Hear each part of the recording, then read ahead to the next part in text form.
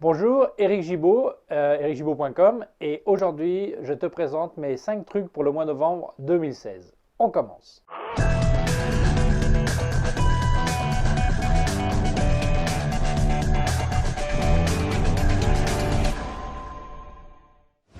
Alors, n'oublie pas de t'inscrire sur ma chaîne YouTube, youtube.com/Eric Gibaud. Tu peux aussi visiter mon site web ericgibaud.com/fr pour la version française. Et aussi, si tu as une quelconque question, tu peux m'envoyer un email à info@ericgibaud.com. Et aujourd'hui, derrière l'appareil photo, j'ai ma sœur Evelyne qui est aux commandes et qui vérifie que tout se passe bien. Donc, s'il y avait un quelconque problème, ça serait de ma faute pour ne pas lui avoir dit. Alors, on démarre. Truc numéro 1. Souvent, tu as vu que les couleurs de ta photo, tu as un écran sur ton ordinateur qui est calibré. Tu sais que les couleurs de ton appareil photo sont parfaites, c'est vraiment ce que tu veux. Mais après, quand tu les regardes sur un téléphone ou sur Facebook ou sur Flickr ou quoi que ce soit, les couleurs ne sont pas exactement les mêmes. Est-ce de ta faute? Et oui, non. En fait, ce qui se passe, c'est qu'on calibre vraiment les photos sur notre ordinateur. Et puis après, les gens le regardent sur un peu tout type de support. Alors, ça peut être aussi bien un écran d'ordinateur qui n'est pas calibré, donc les couleurs n'ont vraiment rien à voir avec ce que tu fais. Ou aussi, ça peut être parce qu'ils regardent sur un autre support, style un téléphone, un portable, une tablette ou quelque chose comme ça. Alors évidemment, suivant le contraste, comment il gère les couleurs et tout ça, ça va être complètement différent. Donc je pense que si, suivant ce que tu vas faire avec les photos, ça peut être intéressant quand tu as fini ta photo de la regarder sur ton téléphone, de la regarder sur une tablette, voir un petit peu la différence et si nécessaire, ajuster un petit peu le look, les couleurs pour que ça corresponde un petit peu à ton public. Par exemple, pratiquement tous les gens qui regardent des photos sur Twitter, par exemple, vont la regarder sur un téléphone. Donc c'est peut-être plus important d'avoir tes couleurs adaptées à Twitter qu'à un bon écran d'ordinateur. Après, si les gens ils montent sur Facebook, Facebook mange un peu certaines couleurs ou ça comprime. Donc il faut que tu vois un petit peu. Ok? Donc regarde différents supports pour voir un petit peu la différence. Alors, truc numéro 2. Alors, dans la continuation du premier 1, du premier truc, du premier 1, oui, premier truc, donc, on va parler de la différence entre Adobe RGB et sRGB.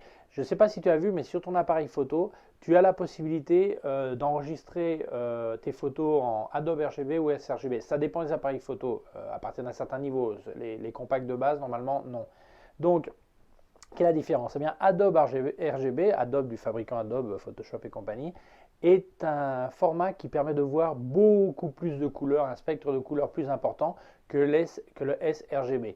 C'est-à-dire que c'est important quand tu vas faire une photo que ton appareil photo soit en Adobe RGB pour capturer justement toutes les nuances de couleurs. Par contre, quand tu vois les photos sur Facebook ou sur Flickr ou ailleurs, eh bien là, ils ne supportent pas le format Adobe RGB, donc ils sont ramenés au sRGB, c'est-à-dire que tu as moins de couleurs. Donc c'est important que ces photos, que tu vas travailler avec le maximum de couleurs en Adobe RGB, quand tu vas les exporter pour la version finale, qui est celle que tu vas publier sur Internet, eh bien tu les passes à sRGB pour que vraiment ça conserve, que toi tu décides des couleurs qui vont rester, tu vois vraiment comment ça va être. Parce que sinon, si tu montes une photo en Adobe RGB sur Facebook, ça va manger la moitié des couleurs et ça se trouve les cheveux qui étaient roux, ils deviennent plutôt jaunes, l'aspect qui était dynamique devient plutôt fade. Donc c'est pour ça, c'est quand même important que tu saches avant d'envoyer les photos comment elles vont être. Donc ça, c'est la meilleure technique. Donc n'oublie pas, sur ton appareil photo, tu captures en Adobe RGB et quand tu exportes la version finale pour la publication en sRGB. Alors, nous avons une truc numéro 3, ça serait ouvrons les yeux. Parce qu'en général, quand on fait de la photo, on ouvre l'œil. C'est-à-dire l'œil du viseur, on est là, on ouvre l'œil, et puis là, en fait, on a une vision de tunnel. Donc là, je suis en train de faire ma photo dans la rue, je vois quelqu'un qui est assis, je fais une photo, et je ne me rends même pas compte qu'il y a quelqu'un, un gamin qui arrive en courant ou en bicyclette sur le côté, je ne le vois même pas. Donc il faut que tu apprennes, surtout en photo sociale ou en photo de rue, apprendre à ouvrir le deuxième œil de temps en temps. Donc tu regardes et tu ouvres le deuxième œil, tu dis ah j'allais louper la photo. Et là tu repenses ton cadrage. Alors ceux qui ont fait du télémétrique, ils connaissent parce que les appareils télémétriques, ça prend dans la partie qui va être la photo, puis tu vois un peu plus, donc tu as l'habitude de voir un peu plus la scène. Mais par contre en réflexe, tu vois vraiment, ou en mirrorless, tu vois vraiment seulement, tu as une vision de tunnel. Donc entraîne-toi, surtout dans des situations très changeantes, comme je disais, dans la rue, en reportage social, ouvrir le deuxième œil. Alors le problème, si toi tu vises avec ton œil gauche, là c'est un problème parce que l'appareil te masque l'autre œil. Donc même si tu l'ouvrais, tu as quand même l'appareil qui est devant. Mais si tu vises avec l'œil droit, dans le viseur, tu as donc l'œil qui va être libre pour voir sur le côté. Alors ça dépend aussi de tes appareils photo, parce que si le viseur il est à gauche ou il est au centre. Moi sur les Olympus, il est plutôt au centre, donc j'ai pas trop le problème d'un côté ou de l'autre quoi en fait. Voilà. Ok, donc ouvre les deux yeux.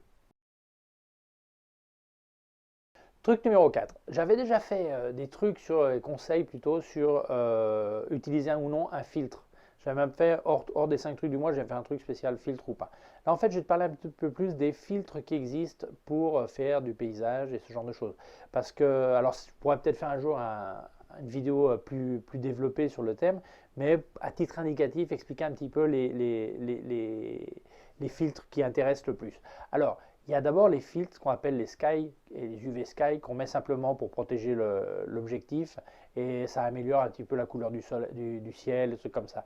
Mais les intéressants vraiment en paysage et l'avantage de les utiliser sur l'appareil photo au lieu de faire des retouches sur Photoshop, le gros avantage c'est que ça va te permettre de voir au moment de faire la photo un petit peu à quoi ça ressemble et savoir avant si c'est vraiment ce que tu veux. Alors, il y en a plusieurs. On va commencer par ce qu'on appelle les ND, c'est Neutral Density Filter. On pourrait dire NDF, c'est filter, mais ce serait les filtres ND qui sont en fait des filtres comme si c'était une lunette de soleil, c'est tout sombre. Et simplement, c'est pour couper de la lumière. Alors, neutre, simplement parce que ça ne change pas la couleur de ce qu'on voit. Simplement, ça coupe la lumière. Alors, il y en a de 3 stops, 10 stops, même plus, ça existe. En fait, si par exemple tu veux faire la photo typique de l'eau qui est toute bougée, il faut que tu mettes une vitesse assez lente. Mais si tu mets une vitesse lente, il y a un moment où tu ne pourras pas freiner la lumière. Donc il faut fermer le diaphragme. Et il y a un moment où tu ne peux pas fermer parce que physiquement le diaphragme il a un maximum.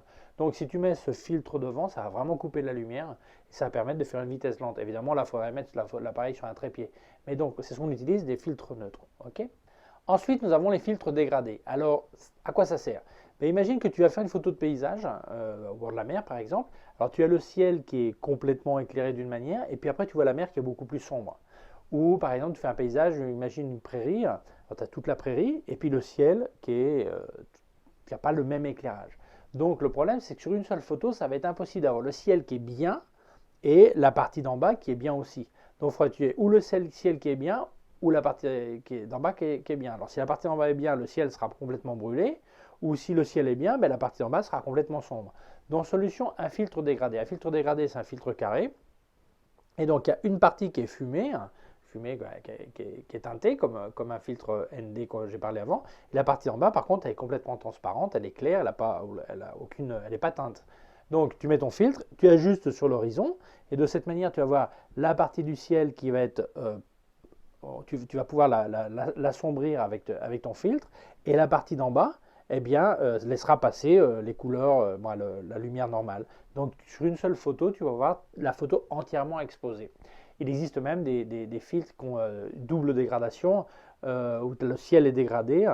Voilà, le centre est dégradé, par exemple un coucher de soleil, pour que la partie haute du ciel qui est sombre soit correcte. La partie du soleil est éteinte par le filtre et la partie d'en bas est claire pour que la mer soit bien, par exemple. Tu vois. Donc, les filtres dégradés, c'est quand même quelque chose qui te permet en une seule photo avoir la photo qui est correctement exposée. S'il n'y avait pas ça, il faudrait sans doute faire deux photos, une pour le ciel, une pour le reste, et ensuite les monter en post-production sur ton ordinateur. Alors ensuite, nous avons les filtres polarisants. Alors les filtres polarisants, à quoi ils servent? Quand la lumière descend du ciel, on dirait une apparition divine, enfin, quand la lumière descend du ciel, elle est complètement désorganisée. Et quand elle tape sur quelque chose, sur n'importe quel objet, elle se reflète, et elle se reflète de manière organisée. Alors comme elle est organisée, on voit des reflets, parce que là tout est organisé, ça arrive, et ça nous arrive comme ça. Donc si tu mets un filtre perpendiculaire à cette organisation, eh bien ça va couper ce qui sort. Ok. Donc ça va te permettre en fait de diminuer les reflets. Donc un filtre polarisant, par exemple, si tu fais une photo d'une flaque d'eau et tu vois ce qu'il y a sous la flaque, eh bien sans le filtre, tu verrais que le reflet. Si tu mets le filtre, ça ne va pas laisser passer le reflet et tu vas voir ce qu'il y a dessous en fait. Donc il y a plein de cas où ça peut t'intéresser d'avoir un filtre polarisant. Dans ce cas-là par exemple, mais aussi par exemple les arbres, les feuilles vertes et tout ça, elles ont aussi de l'eau qui renvoie beaucoup de reflets. Donc, si tu coupes ces reflets, tu vas voir les arbres plus verts. Parce qu'en fait, ça va ressortir ça va te laisser passer la lumière, ce qui est la couleur naturelle, et la partie reflet va être éliminée. Donc les filtres polarisants, tu peux les tourner. De cette manière, tu décides la quantité de reflets que tu veux couper ou pas. Voilà. Donc c'est aussi un autre filtre très utile. Donc voilà, le truc c'était important. Les filtres, utilise-les, que ça va te permettre de voir au moment de faire la photo comment ça va être. Il y a des choses qui sont impossibles à récupérer en post-production. Par exemple, les reflets, tu ne peux pas vraiment les éliminer sous Photoshop. Tu peux éliminer un reflet, mais tu ne peux pas deviner ce qu'il y avait dessous. La flaque d'eau, je peux l'éliminer, je peux la faire plus sombre ou n'importe quoi, donc j'aurai moins de reflets, mais je ne devine pas qu'il y avait un petit poisson dessous. Tandis que là, si je le fais avec mon filtre, ben, tout de suite, je pourrais tout avoir et voir comment ça va être.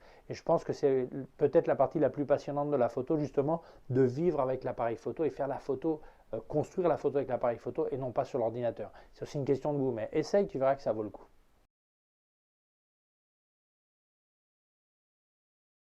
Truc numéro 5.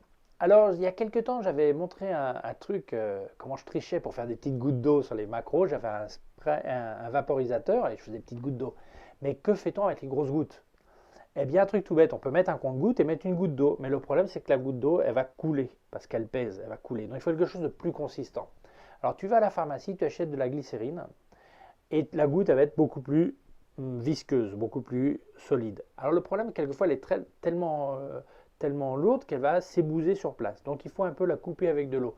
Donc il faut que tu mélanges la glycérine avec 25 à 50% d'eau. Tu mélanges bien, puis après tu prends une pipette, tu mets la goutte d'eau là où tu veux, et ça te fait une goutte d'eau. Alors ça c'est un truc qui est super, parce qu'après les gens ils disent mais comment a-t-il eu, où a-t-il trouvé cette belle goutte d'eau? En fait c'est toi qui l'as mise, et surtout comment l'as-tu mise? Avec ça.